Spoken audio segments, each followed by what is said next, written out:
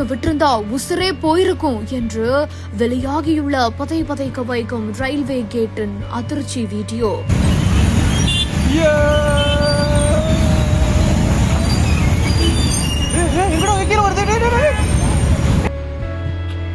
50 பயணிகள் நிற்கக்கூடிய இடத்தில் நடந்த பேரதிர்ச்சி.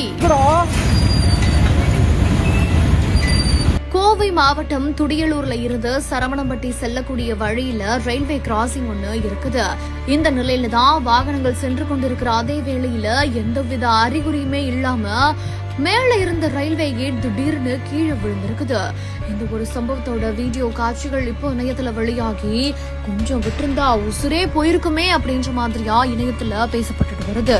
The Great KFC Festival புதிய pizza meal flat $299 chicken topping மட்டுமில்ல, பீட்சாவே சிக்கன் தான்.